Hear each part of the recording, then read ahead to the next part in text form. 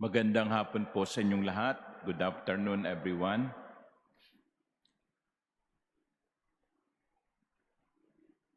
Kapag bakasyon, lalo po ngayon, walang pasok ang mga bata, ang isang project ng barangay ay Operation Tuli. Yung mga nasa elementary na mga bata na lalaki ay hinihikayat na magpatuli. Libre. Kaya sa mga barangay o sa mga clinic, minsan nakapila doon yung mga kabataan, mga lalaki, iba't iba ng edad, pero normally elementary. Sa Pilipino, ang circumcision o pagtutuli ay cultural. Pag may barkada ka at naligo kayo sama-sama sa ilog at nalamang hindi ka patuli, yari ka. No? Tutoksohin ka.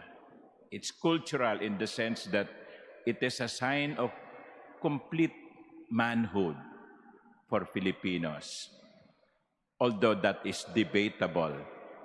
The second reason is hygiene. Sabi nila, mas mainam sapagkat mas malinis. Pero sa mga Hudyo, ang pagpapatuli ay tanda hindi lamang ng isang cultural value or hygiene, it is religious.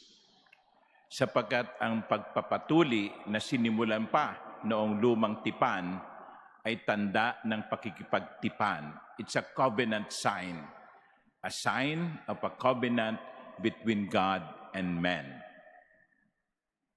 That is why all Jews, male Jews, should undergo circumcision. Now, there is a problem in the first reading. Alam natin na ang mga Kristiyano ay kumakalat, ang mga naniniwala o mga believers kay Jesus ay lumalago. At ang isang question nila ay ito, yung mga nagiging Kristiyano, dapat ba na sila din ay magpatuli? Ang sabi ng mga Hudyo na naging Kristiyano, dapat. Dapat. Kasi kami, tinuli. So yung mga hindi Hudyo na naging Kristiyano, dapat dumaan din sa pagtutuli. Sabi ng mga na hindi Hudyo, no way. No. Hindi naman kinakailangan yun eh. No. So nagkaroon ng conflict. Nagkaroon ng hindi pagkakaintindihan. And that is the reason why the disciples, the apostles, gathered in Jerusalem to discuss the issue. Now, there are several things that we are being reminded here of the first reading. Number one is this. Conflict is not always a bad thing.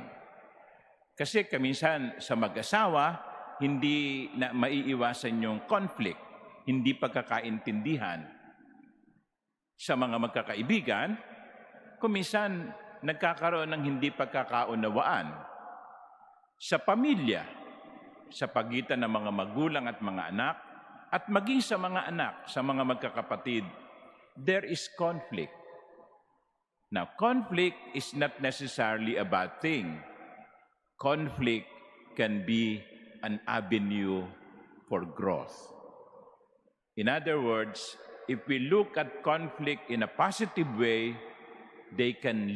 conflicts can lead to a better understanding. Kaya yan ang makikita natin sa karanasan ng unang simbahan, ang batang simbahan. Sa simula, maraming mga tanong, dapat ba o hindi dapat? At sila'y nagdiskusyon. Pero, ang pangalawang gusto kong bigyan diin ay ito. We are not saved by legalism. We are saved by grace. Hindi tayo iniligtas ni Jesus sa pamamagitan ng pagpapatuli.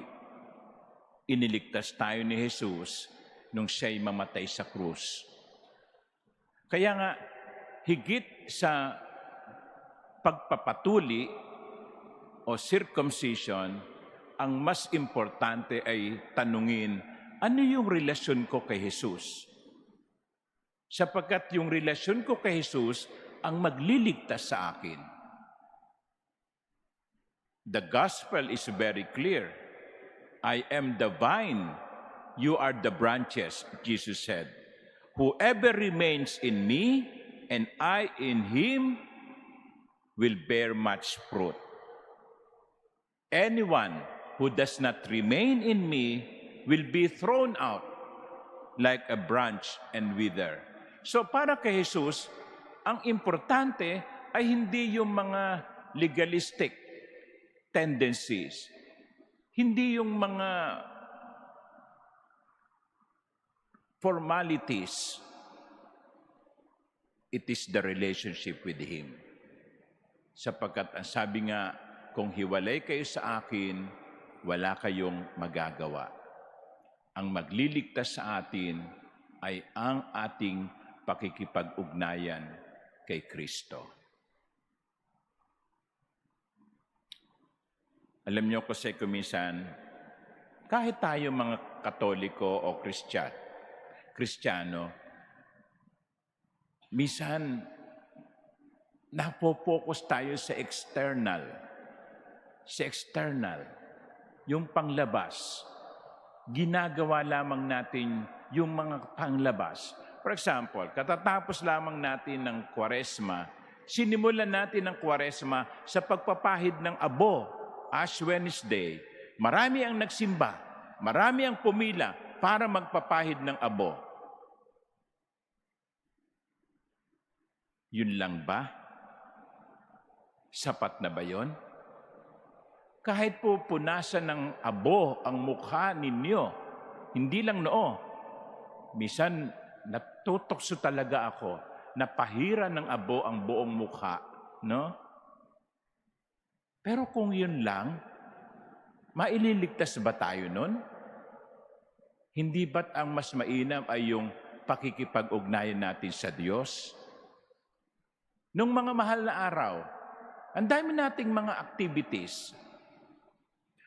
Prosesyon, palaspas, at yung palaspas hanggat hindi babad sa holy water, hindi tayo masisiyahan. Kaya kung minsan nadudugtod na yung mukha ng pare, no?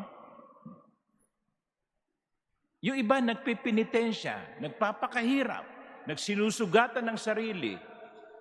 Yung iba nga, ipinapako pa sa krus, pero wag ka sa pagitan lang ng mga daliri, yung pako, no? Maganda sana yung talagang dito, no? Yun ang tunay, no? Those are external. But sometimes the sad thing is we stop at the external. It does not come within or goes within. Now, ang magliligtas sa atin ay hindi ang mga external. Ang magliligtas sa atin ay ang ating pakikipag-ugnayan kay Kristo. Remember what Jesus said, "Without me, you can do nothing.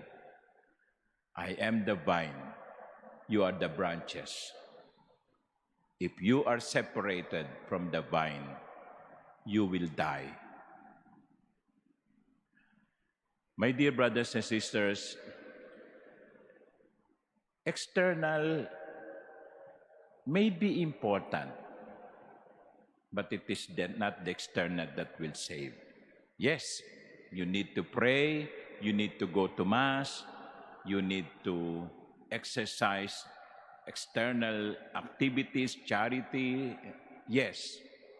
But more than this, what is important is not the circumcision of the external, but the circumcision of the heart. Sapagkat ang imahalaga ay ang pakikipag-ugnayan natin kay Kristo. Amen.